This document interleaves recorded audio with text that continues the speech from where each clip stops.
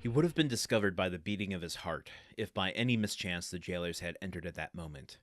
Dante might have waited until the evening visit was over, but he was afraid that the governor would change his mind and order the dead body to be removed earlier.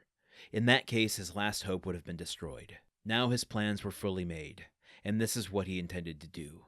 If while he was being carried out, the gravedigger should discover that they were burying a live instead of dead body, Dante did not intend to give them time to recognize him. But with a sudden cut of the knife, he meant to open the sack from top to bottom and, profiting by their alarm, escape. If they tried to catch him, he would use the knife to better purpose. If they took him to the cemetery and laid him in a grave, he would allow himself to be covered with earth, and then, as it was night, the gravediggers would scarcely have turned their backs before he would have worked his way through the yielding soil and escaped. He hoped that the weight of the earth would not be so great that he could not overcome it.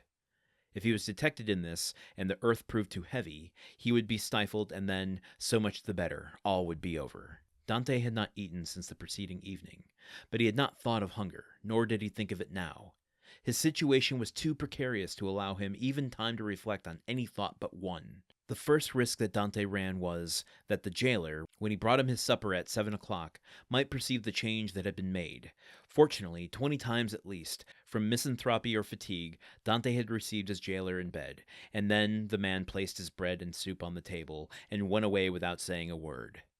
This time the jailer might not be as silent as usual, but speak to Dante, and seeing that he received no reply, go to the bed and thus discover all. Okay, Dante, not out of hot water yet. What the fuck are you thinking, Dante? Holy cow. I'm sorry. What happened to the original plan that you were gonna dig your way out? You already did most of it. You had to fill a little bit back in and reinforce the gallery so that, the sentries don't fall into the hole or, notice it with the kind of hollow sound beneath the stones. But, you had a plan. Why are you doing this? And my reaction here is simply just because of the suspense that is coming. This is that moment in the horror film when Jamie Lee Curtis is hiding in the closet. Why go to the closet, Jamie Lee Curtis? You're going to take down a monster with a hanger? What are you thinking?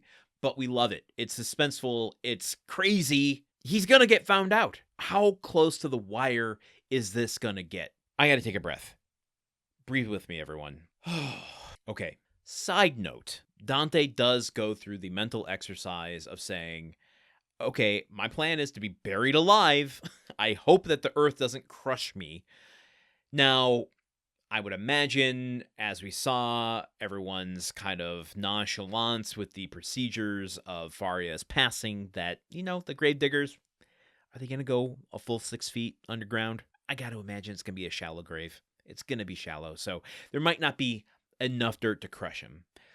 But I'm a big lover of Mythbusters, and they did buried alive myths on that show. One, if you are buried 6 feet under, and let's just say the gravel is loose enough between the casket. Now, granted, it's a canvas sack here, but between that and the dirt and the depth, you're going to suffocate, not from being crushed, but from lack of air before you are anything else. Panic is going to set in, and you will be deeply impaired. And then yes, you're going to get crushed. There's no way around that. You're going to get crushed by that much earth. There's no way to move your limbs.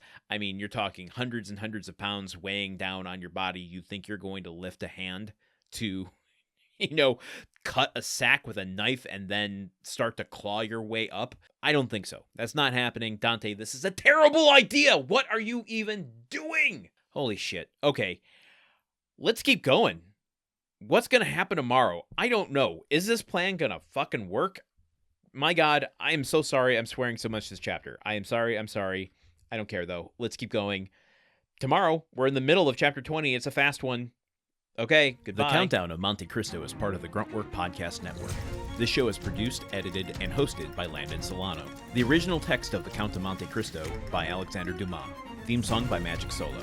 If you want to support the show and others like it, visit patreon.com/gruntworkpod. Thank you for listening. See you tomorrow.